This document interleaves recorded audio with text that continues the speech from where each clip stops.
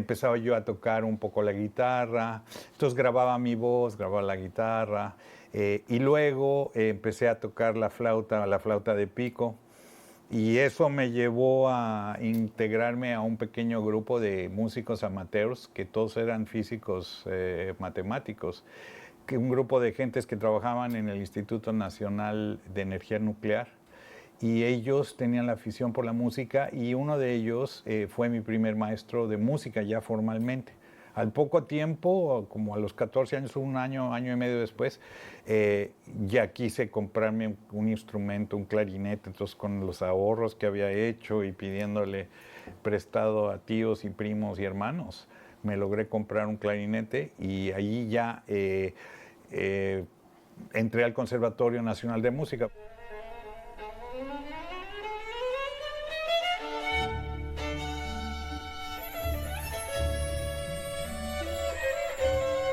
Javier Álvarez ha compuesto música de concierto de gran formato, de cámara, para cuarteto de cuerdas, música tradicional, electroacústica y para cine, televisión y video.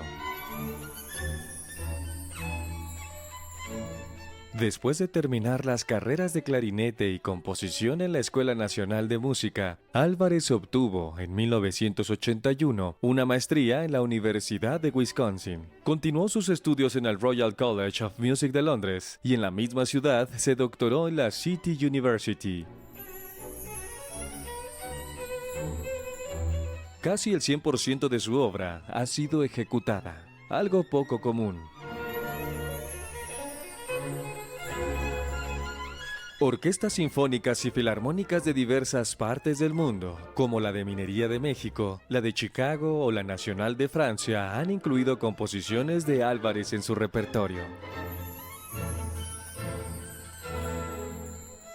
Entre los reconocimientos nacionales y extranjeros que ha recibido Álvarez está la Medalla de Bellas Artes en México. En el año 2000, Austria lo distinguió con la Medalla Mozart. También ha sido nominado al Ariel y al Grammy.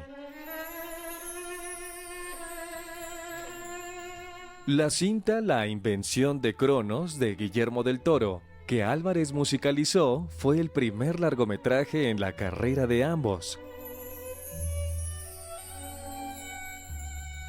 Hoy en día, Javier Álvarez es el director general de la Escuela Superior de Artes de Yucatán. Javier Álvarez, como colega, como profesor, como creador, creo que es una persona que se la pasa investigando, probando, reflexionando, jugando con la música.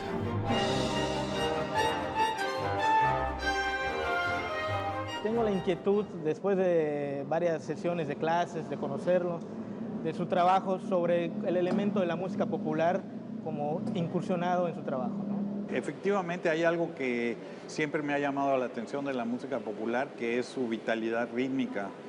Y en ese sentido, siempre de alguna manera termino investigando elementos justamente que tienen que ver con el impulso y la motricidad de la música.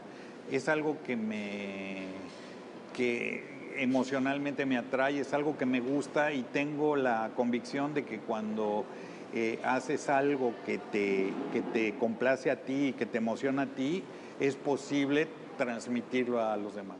Mis maestros en México, bueno, y mis queridos maestros, digamos, muchos de ellos, por mencionar, digamos, al más importante, a Mario Lavista, ellos pertenecían, si tú quieres, a la generación de la ruptura, ¿no? Ellos de alguna manera habían roto con el nacionalismo, digamos, de Chávez o revueltas. Entonces, para mí, eso fue esa fue la escuela que yo recibí, digamos, en mi formación en el conservatorio y con Mario, y a través de estupendas sesiones. Pero cuando salí a los Estados Unidos, de repente me encontré pues con otras estéticas mucho más híbridas, con la música electrónica, y de alguna manera mi interés también, como verás, por la música tradicional, la música jarocha, todas esas cosas, les pude dar rienda suelta. Javier tiene cierta peculiaridad ya el transcurso del tiempo, que uno lo va conociendo como persona, como músico, que los sonidos graves, los sonidos con mucha riqueza armónica son sus preferentes, ¿no? Él, además de tocar el clarinete, pues su especialidad es, digamos, en el campo de la música electroacústica, donde él se vuelve pues ya un personaje de tal género y que ha sido un ejemplo para muchos o para el ámbito del arte sonoro mexicano. Es un término un poco confuso. En realidad el término preciso es la acusmática, pero digamos la electroacústica describe más que nada una metodología, es decir, es música electrónica proyectada en un espacio acústico.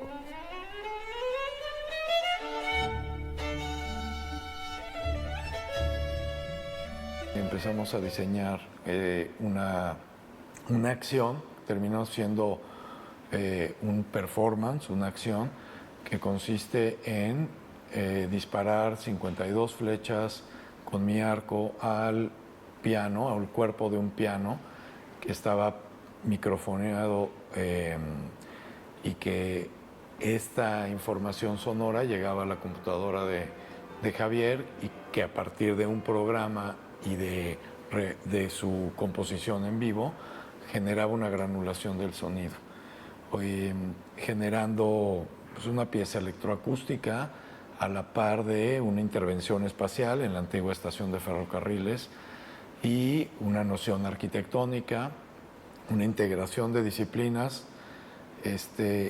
y bueno, lo que se me hace muy interesante es que es la exploración de nuevos territorios.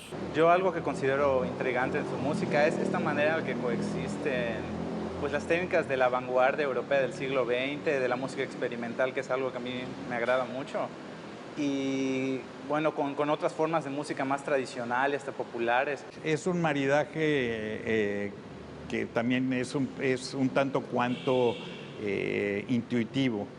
Es decir, hay un elemento de gran interés para mí, aparte de lo rítmico, que es el sonido mismo. Como decía yo antes, me intriga el sonido. Y entonces muchas veces es a partir del comportamiento de un sonido que encuentro, digamos, el hilo conductor. Pero para lograr sonidos interesantes es necesario explorar los instrumentos, llevarlos digamos, a sus técnicas más avanzadas para poder generar sonidos que tienen cierto grado de complejidad, sobre todo en proyectos donde no hay demasiados instrumentos o demasiados intérpretes. Eso, sin embargo, se mezcla también con el deseo de darle un impulso motórico a la música, de que la música te lleve para adelante, que tenga un argumento. El que él decida no solo regresar a México, sino regresar a ciertas raíces aquí en Yucatán, en este caluroso estado, es tan simple como traer algo que no había. ¿El público en qué momento es o no es a considerarse, ¿no? Me imagino un público y le bajo la velocidad a ese público imaginario que tengo en la cabeza, ese escucha ideal. Le bajo la velocidad para que me asegure yo que se va a entender. La gente de cine dice, se debe entender, es una frase muy de Hollywood, dice, esto se debe entender en Peoria. Peoria siendo un pueblo en la mitad de los Estados Unidos. Y un poco aplico esa teoría, ¿no?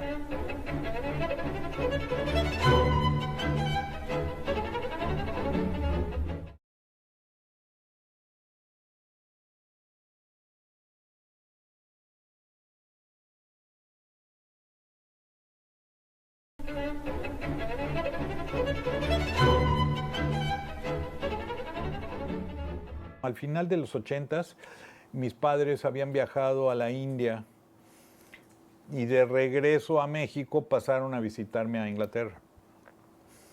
Y yo tenía un estreno ese fin de semana que ellos llegaron, un estreno en el Royal Albert Hall con una pieza que es para piano y electroacústica. Y mi pieza tenía un lugar estelar en el concierto, era súper expuesta mi obra. Bueno, mis papás vinieron al concierto, para mí fue un gran éxito, ¿no? Ovación, todo súper chévere, me fue muy, muy bien. Pero saliendo del concierto, que nos fuimos a tomar unas cervezas, me dicen mis papás, oye, pues qué bien, felicidades, qué bueno el éxito, pero no entendimos nada. O sea, la pieza es muy compleja, pasan demasiadas cosas demasiado rápido. Dije, bueno, ok, pues les agradecí, pero ellos, esto era finales de noviembre o mediados de noviembre, ellos regresaron a México, yo regresaba a México 3 semanas después. Entonces, en esas 3 semanas, dije, les voy a hacer una pieza que sí entiendan. Entonces escribí Metro Chabacano.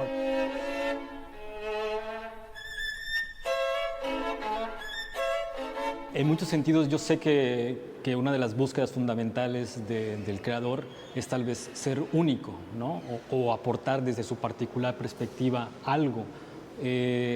No conozco a alguien como Javier, dicho de otra manera, ¿no? Y eso es también algo que constantemente nos invita a buscar esa voz. Y yo creo que él particularmente después de tanto tiempo tiene una voz muy única, ¿no? Javier para mí es una institución en el cual tiene su departamento de música, tiene su departamento de arte y tecnología, tiene su departamento sobre la educación, tiene su departamento de valores humanos, y que todo esto conforma a Javier. A veces no todos tenemos la capacidad de poder funcionar de manera transversal en diferentes áreas. Y si me permití presentarle a alguien como Javier, que tiene una trayectoria tan amplia nacional e internacionalmente, este proyecto, este laboratorio de experimentación, es porque Javier tiene un espíritu joven, un espíritu que está dispuesto a explorar, a intentar nuevos caminos. En mi caso, yo, como te digo, me di cuenta pronto que eso, el ser mexicano y el poder como expresarme como tal y presentar mi música, no como escrita por un mexicano, pero sí con un carácter propio, rítmico, claramente como delineado en su aspecto rítmico. Eso me distinguió. Okay, porque digamos que en el temperamento europeo existe más la contemplación, es más contemplativo, pienso yo, los artistas europeos son más contemplativos, o cuando menos en relación a mí, o sea, yo soy menos contemplativo, soy más mecánico de coche que poeta, pues.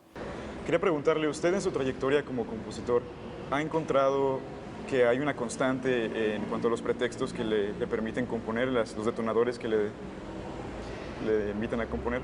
Es muy buena pregunta. Fíjate que en ese sentido soy muy ecléctico. Dejo que la vida me influencie de diferentes maneras, ¿no? Empiezo a notar a través del tiempo que sí hay ciertas constantes de cosas que me atraen, de temas que me atraen, ¿no?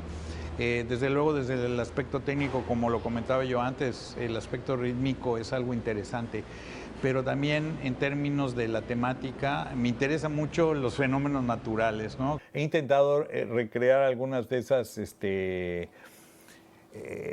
digamos, de esas ideas en algunas piezas orquestales, porque la orquesta te permite hacer un montón de locuras que no te permite hacer la electrónica, pero al mismo tiempo también he intentado en la electrónica, ¿no? Con la electroacústica, porque en la electroacústica todo se vale, es decir, ¿a qué me refiero con todo se vale? Tienes la posibilidad de utilizar imágenes sonoras a las cuales les puedes atribuir un origen, es decir, puedes poner el sonido de insectos y los percibes como tal, y si cierras los ojos te los puedes imaginar perfecto, ¿no? Revoloteando a tu alrededor. Maestro, mi pregunta es, ¿cuál es su procedimiento para iniciar una obra y concluirla? Es decir, ¿planifica o es intuitiva? ¿Utiliza las dos? Esa es mi pregunta. Pues mira, el proceso es siempre diferente, aunque a grandes rasgos consiste en lo siguiente. Yo hago una planificación muy general, no muy detallada, que tiene que ver en principio con la duración de la pieza, es decir, las dimensiones de la pieza. Por otro lado, me dedico una buena parte al proceso de investigación del tema, ¿no? Es decir, improviso sobre el piano, improviso sobre la guitarra o improviso sobre el papel directamente. Y de esa manera voy generando material, es como generar ingredientes. Luego, por lo general, empiezo a desechar ideas que a lo mejor son difíciles de desarrollar y no ameritan ser utilizadas para ese proyecto, sino a lo mejor las guardo.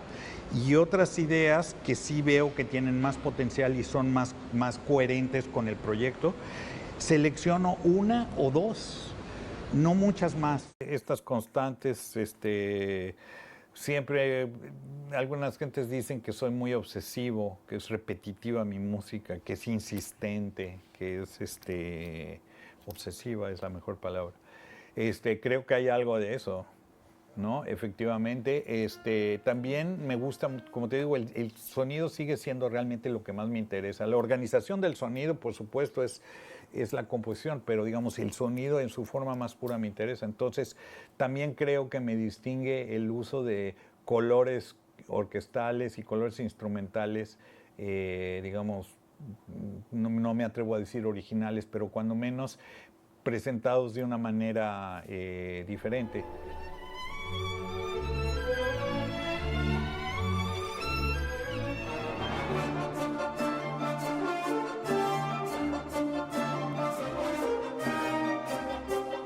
Una idea bien desarrollada tiende a tener más fuerza que muchas ideas poco desarrolladas.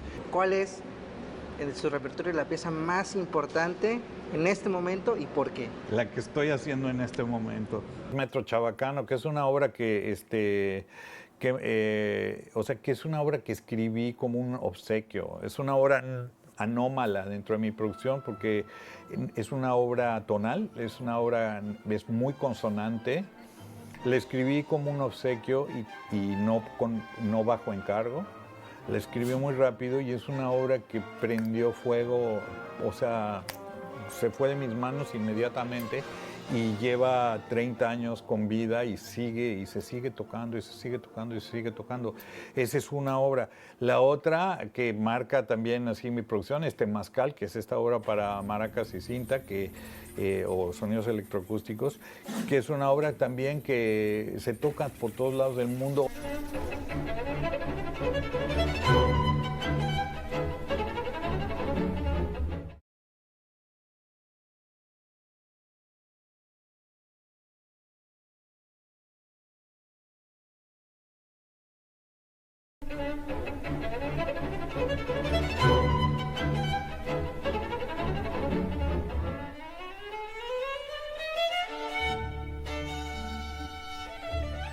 A principios del siglo XX, al desarrollarse la Ciudad de México, se trazan las colonias Asturias y Vistalegre, en cuyas calles proliferaban los árboles de chabacano. La proximidad del río de la Piedad, que hoy se encuentra entubado, del que los árboles de chabacano se alimentaban, les permitía mantenerse sanos. En los años 70 se inauguró la línea 2 del metro de la Ciudad de México, la de color azul, de la que la estación Chabacano forma parte del recorrido. En esta estación entroncan también las líneas 8 y 9, como los andenes de la línea 9, de la que forma parte la estación Chabacano para dar cabida a los millones de pasajeros que la utilizan. Está resuelta con la llamada Solución Barcelona. Se ponen 2 andenes a los lados y uno al centro de la estación. La estación Chabacano ha sido escenario de persecuciones de película. En 1990 se realizó en ella una de las escenas de la película El Vengador del Futuro. En los muros de esta estación, el muralista Jorge Flores Manjarrés escogió las paredes de la estación Chabacano para pintar sus murales Urbanhistorias del Rock Mexicano 1 y 2. Otra pieza muralista que se puede ver en esta estación del metro es la de José de Guimaraes, Civilización y Cultura, donado por el Metro de Lisboa.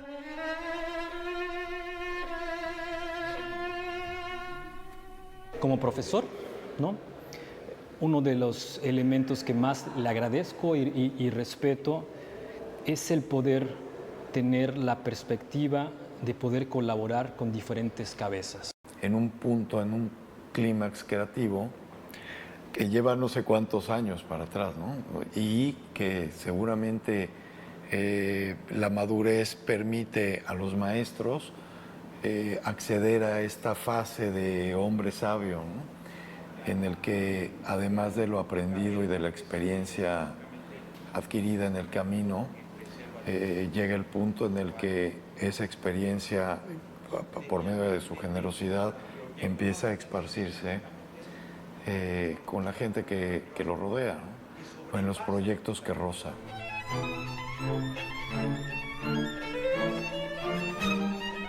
Me interesa la cuestión o sea, de la educación. Siempre he sido maestro toda mi vida. Desde los 19 años, 18 o 19 años, empecé a enseñar niños, he enseñado jóvenes. Ser testigo de cómo se refieren a él sus alumnos y del impacto que han tenido positivamente en los caminos y en las carreras de sus alumnos. Y algo que me parece importante es que pueda, además, con toda esta experiencia y con todo el background, todo lo que le antecede, detonar en la gente con la que trabaja las voces autónomas de cada uno de ellos. ¿Cuál fue la experiencia de un compositor, como es su caso, a la hora de viajar al extranjero, de hacer una carrera en el extranjero? Estuvo en Estados Unidos, estuvo en Inglaterra. ¿Cuáles fueron las dificultades personales de hacer esa trayectoria? Es muy buena pregunta. Probablemente si me la hubieras hecho hace 20 años te contestaría algo diferente, pero hoy como que me doy con el espacio que otorga también el tiempo y la experiencia, me doy cuenta que un elemento importante es siempre ser quien eres, es decir, ser genuino, ser lo más honesto posible con lo que tú sientes con lo que te emociona, a lo que responde tu ímpetu creativo, ¿no?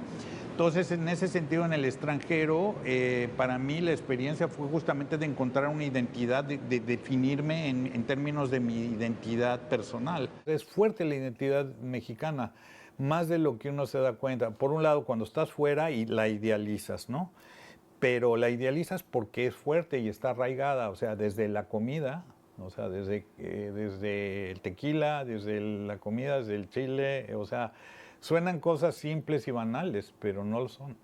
No lo son. Entonces, en ese sentido, esa identidad siempre permaneció y quizás enaltecida por el hecho que yo la idealizaba, ¿no? Yo me divierto, tengo la enorme fortuna de seguir jugando con mis juguetes igual de cuando era niño. Nada más que estos son juguetes serios, digamos, estos son juguetes que tienen fuerza creativa, ¿no? Tienen potencial enorme. También es importantísimo conocer otros trabajos, conocer otras músicas. En mi caso, me interesa prácticamente todo, o sea, todo tipo de música. Ustedes saben, me gusta el jazz, me gusta la música contemporánea, me gusta, o sea, todo tipo de géneros, la música popular, la música de concierto, los clásicos, ¿no? Me gustaba tocar jazz y tocaba jazz, entonces el clarinete, el saxofón, todo lo que dejaba agarrarse en ese sentido. Pero el clarinete fue finalmente el instrumento que llegué a dominar muy bien y que, bueno, en un momento dado, cuando estuve en Estados Unidos, me permitió trabajar profesionalmente. De hecho, toqué durante 2 años en la orquesta del ballet de Milwaukee, ahí en el foso, metido en un foso, pero encantado de tocar con una muy buena orquesta. Usted una vez, recuerdo que dijo que composición, enseñar a componer no se enseña, ¿no? Que es muy difícil hacer eso. Entonces, me gustaría retomar esa frase y preguntarle, usted nos acompaña, ¿no? Y nos enseña, ¿cuáles son los objetivos? ¿Cómo usted ataca el problema de enseñar a componer? Pues es curioso porque es una especie como de sesión psicológica, ¿no? Es un poco una terapia, es una terapia para ambos, es decir, yo no creo mucho en la enseñanza, es decir, va a parecer raro que diga yo eso, pero yo creo en el aprender, en el tomar cosas con las manos, ¿no? Aprender. Entonces, para mí el proceso de trabajo con el alumno o con el estudiante es justamente aprender con él, aprender de lo que propone y tomando las ideas propuestas, rebotárselas. Es decir, por eso en ese sentido es un acompañamiento. No le puedes enseñar a nadie a tener una emoción, o sea, como no le puedes pedir a nadie que te quiera, o te quieren o no te quieren. Es lo mismo, es decir, no le puedes pedir a alguien que tenga el ímpetu creativo, porque si no lo tiene, o sea, no se puede sacar con tirabuzón.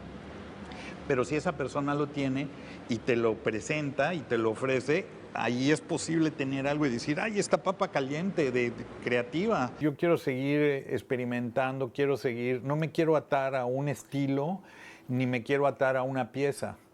Reconozco que, por ejemplo, en mi generación hay compositores de enorme éxito a los cuales admiro muchísimo, que han logrado construir una carrera en base a justamente esa, digamos, vocación hacia un estilo o hacia un tipo de música. Yo estoy dispuesto, sigo dispuesto a cometer errores porque siento que de esa manera es más factible que me acerque un poquitito a escribir una obra perfectamente formada, y no digo perfectamente en el sentido, siempre habrá errores, sino una obra bien formada, una obra que funcione y que sea totalmente coherente, pues que es la aspiración, ¿no? Armar un reloj perfecto. Esta constante curiosidad hacia experimentar con lo que tal vez no en todo momento es considerado arte o es considerado música de concierto, ¿no? Yo creo que el legado o el recordatorio que Javier propone a la creación musical es voltear a ver o voltear a escuchar aquellos elementos que probablemente sean insignificantes en una cotidianidad, pero que se pueden resignificar dentro de la manipulación sonora. Yo creo que el legado de Javier, el que se ha escrito y el que tiene que escribir aún, que esto es lo más interesante, es una aportación no solamente al campo de la música en México e internacionalmente, sino en el campo de las artes.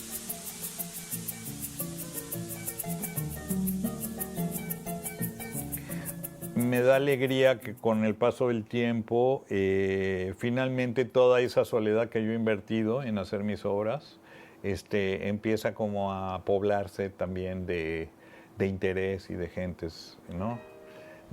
No solo de público, sino de interés.